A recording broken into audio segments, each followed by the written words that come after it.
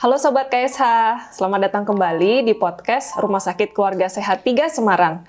Saya Dr. Grace yang hari ini akan menemani kita untuk berbincang-bincang tentang podcast yang sangat bermanfaat, tentunya bersama dengan ahli yang di bidangnya. Kita tahu sebenarnya bahwa masa menyusui adalah masa yang sangat penting bagi seorang ibu dan juga untuk bayinya.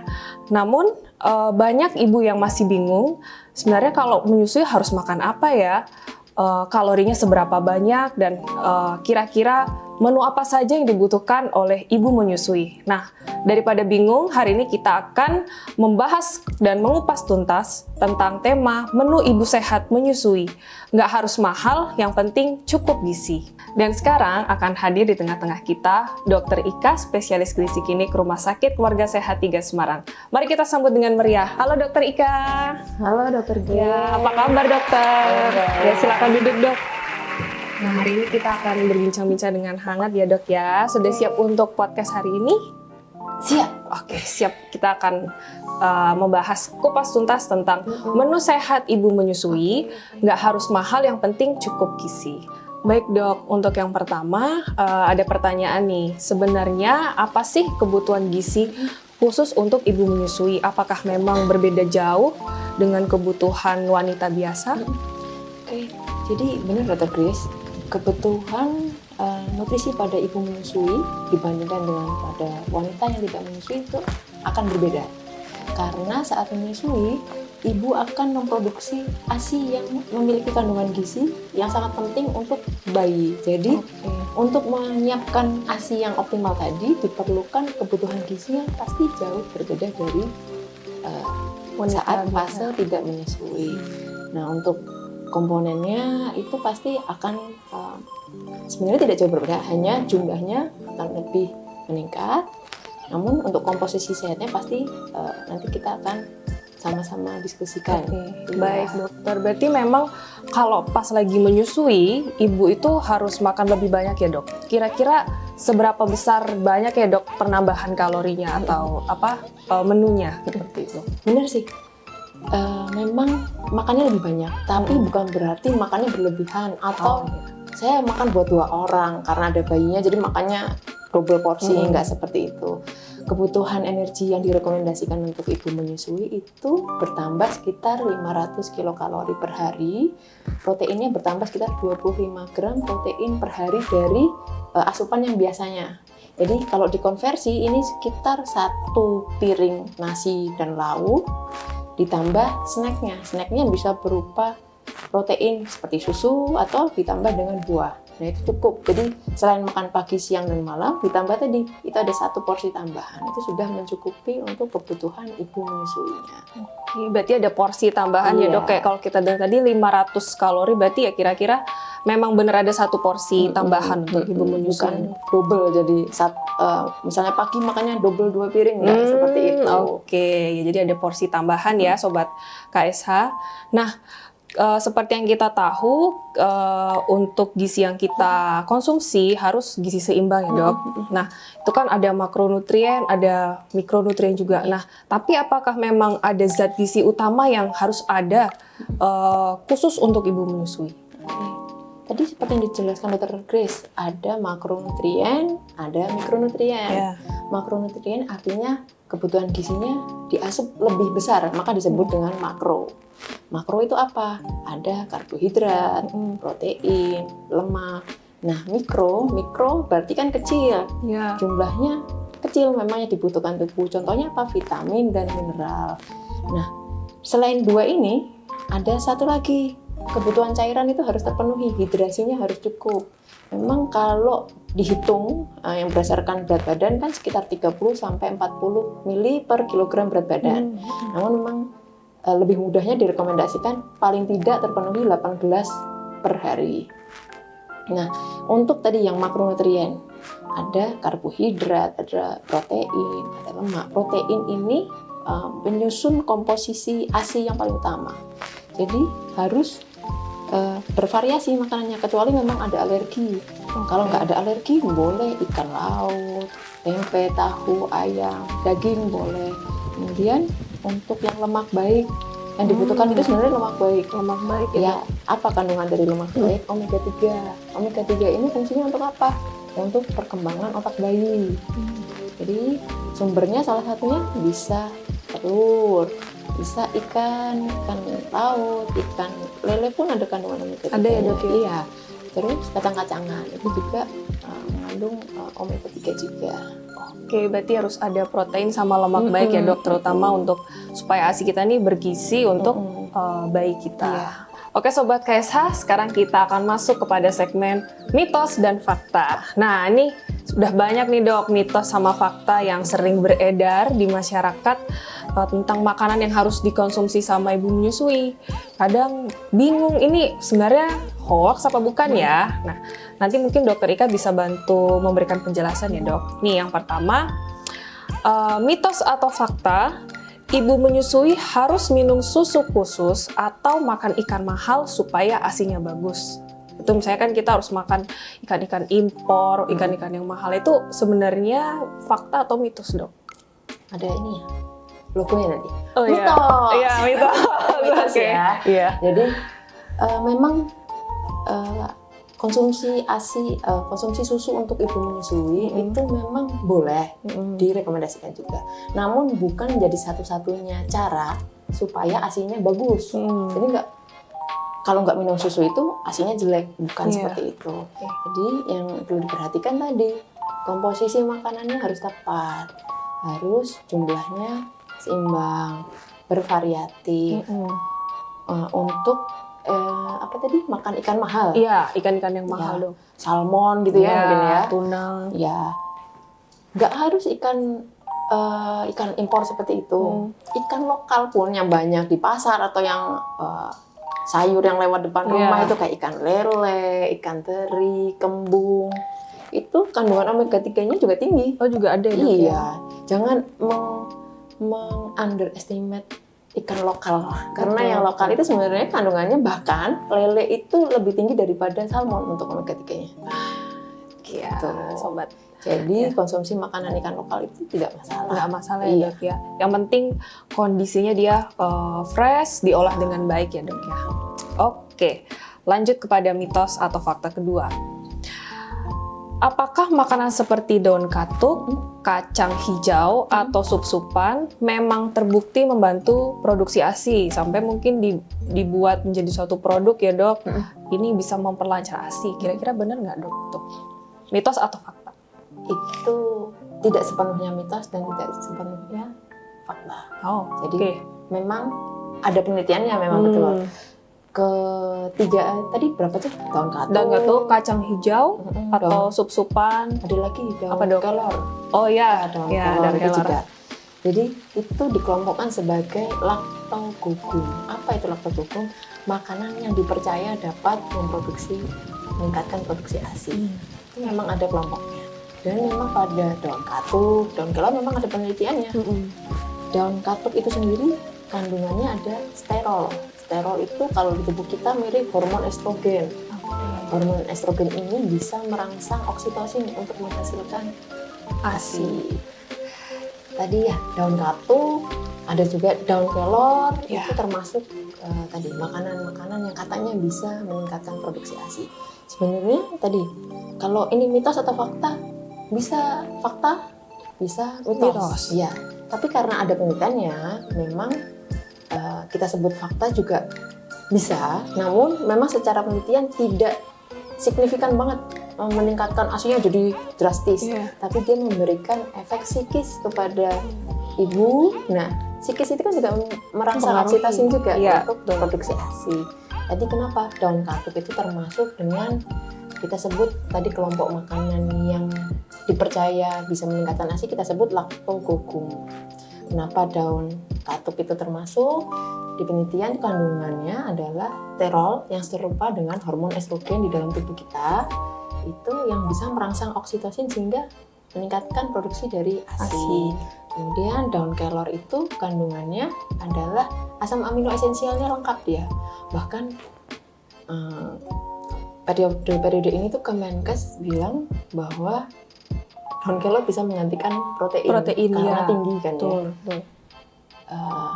asam amino esensialnya lengkap, kemudian zat besinya tinggi, kandungan daun kelor. Terus untuk kacang-kacangan sama, kacang-kacangan itu memang ada zat yang bisa merangsang dari produksi ASI. Kemudian sup-supan, sup ayam atau segala bentuk sup itu biasanya cairan hangat itu juga mampu meningkatkan produksi ASI. Jadi memang tadi kelompok-kelompok makanan ini memang dipercaya bisa meningkatkan produksi ASI. Ada penelitiannya, namun memang efeknya tidak signifikan, maksudnya besar, tidak yang besar sekali meningkatkan ASI-nya enggak, tapi dia bisa menunjang psikis dari ibu untuk tadi akhirnya melepaskan hormon lancar ASI. Ya, jadi ASI-nya lebih lancar. Luar biasa. Jadi setengah mitos bisa, setengah fakta juga bisa. Oke, luar biasa. Nah, ada satu lagi nih dok, mitos yang sering kita dengar kalau ibu menyusui itu nggak boleh makan yang pedes-pedes. Padahal orang Indonesia kalau nggak makan pedes kayaknya belum makan. Ya itu katanya pengaruh sama ASI-nya dok. Apakah itu mitos atau fakta dok? Ini juga sebenarnya mitos. Karena nggak semua yang dimakan ibu terus lewat ASI ke anaknya. Jadi takut makan pedes, anaknya kepedesan. Atau diare mungkin ya. Karena nggak semuanya sensitif. Misalnya nggak ada alergi telur ya anaknya, kalau ibu makan telur anaknya nggak apa-apa. Jadi yang perlu diperhatikan nanti saat tetap cobanya sedikit-sedikit dulu. Misalnya makan pedas, nanti waktu menyusui diamati bayinya apakah jadi gelisah, rewel, mungkin perutnya kembung, kan bisa. Nah, mungkin bukan pedasnya, mungkin kandungan makanan yang lain, misalnya makan pedas pakai lalapan mungkin kan ya meningkatkan tadi rasa begah kayak gitu. Terus telur dicoba juga, ibu makan, kemudian kalau anaknya nggak sensitif ya nggak apa-apa, dilanjutkan saja. Seafood juga sama ya dok ya. Oke, berarti itu tadi mitos dan fakta yang bisa kita ambil untuk bermanfaat buat ibu menyusui. Nah, Sobat KSH, sekarang kita akan beranjak kepada perancangan menu sehari-hari nih. Nah, dok, sekarang kan banyak kaum mendang-mending ya dok ya. Kira-kira bisa nggak sih dok, kalau misalnya kita menyusun makanan bergizi meskipun bahannya itu sederhana atau murah gitu. Kira-kira bisa nggak dok? Bisa banget dokter. Bahan-bahan lokal itu seperti tahu, tempe, ayam, ikan lokal kayak gitu, ikan kembung. Itu kalau dibuat bervariasi kan makanya akan memenuhi proteinnya yang bermacam-macam tadi. Tidak selalu harus yang salmon tadi atau mungkin ikannya harus telurnya harus yang telur khusus, katanya telur khusus omega 3. Omega 9. Betul. Semua telur mengandung omega 3. Mungkin yang omega 3, omega 9 mungkin pakannya waktu dibiakkan itu memang ditambah makanan yang tinggi omega 3 sehingga telur ayamnya mengandung omega 3 yang lebih tinggi. Tapi secara umum telur itu kandungannya ya omega 3. Omega 3 iya. Sama. Yang paling mudah telur. Tahu, tempe itu paling gampang di mix and match. Iya, sehari-hari ya. Iya. Oke, baik dok. Kalau misalnya dari bahan lokal, kira-kira untuk contoh menu satu hari nih untuk kebutuhan gizi ibu menyusui itu kira-kira dokter ada tips nggak dok?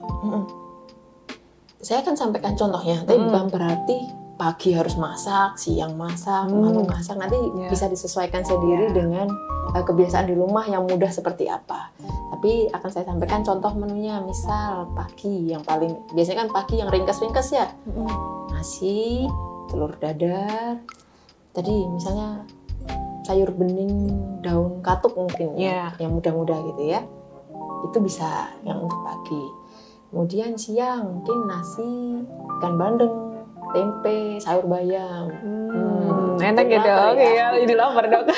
Terus yang malam boleh coba misalnya nasinya diganti kentang boleh.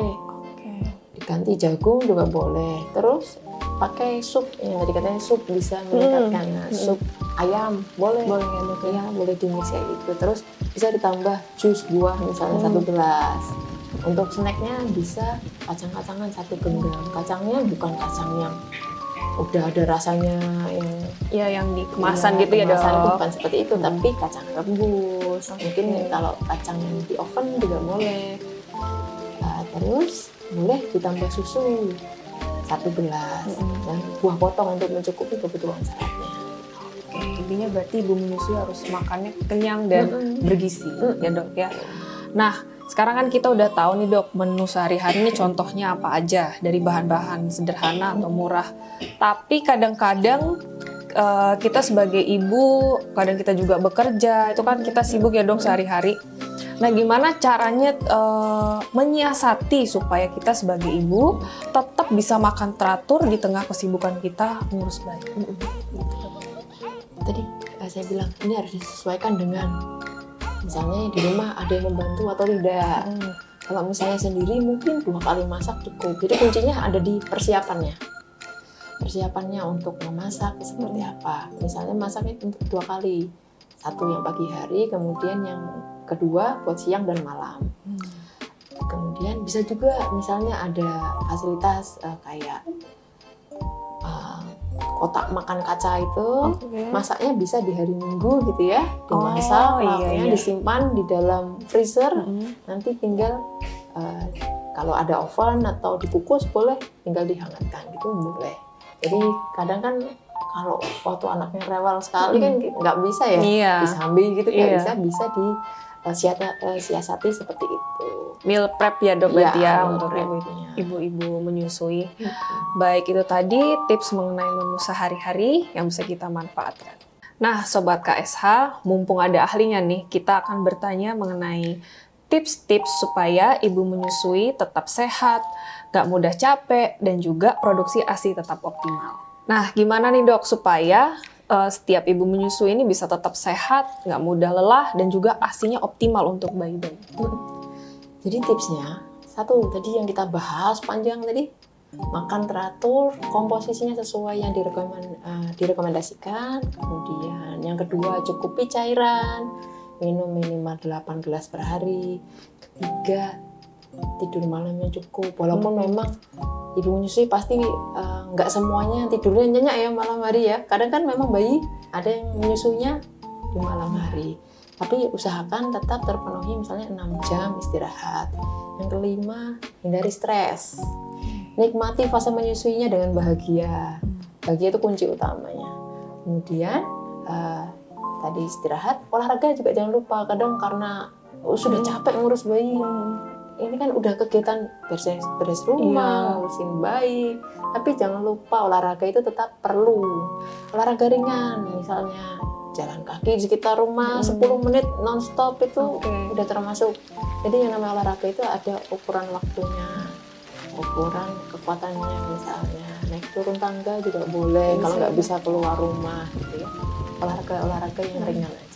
Nah ada satu lagi dok, kira-kira kapan ibu menyusui itu perlu konsul ke dokter spesialis gizi klinik?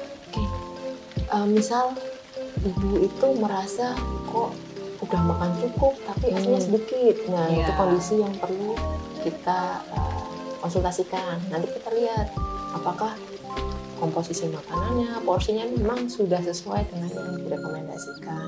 Kemudian bila merasa berat badannya turun terus-menerus, padahal nggak diet, nggak ngurangin makan, tapi berat badannya turun terus. Nah itu juga perlu dikonsultasikan.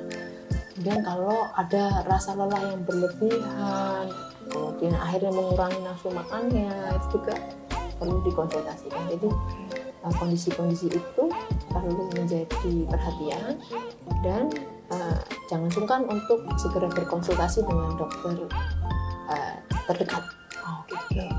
Siapa tahu memang dicurigai ada penyakit yang mendasari ya dok ya kan, takutnya jadi bahaya untuk ibu menyusui.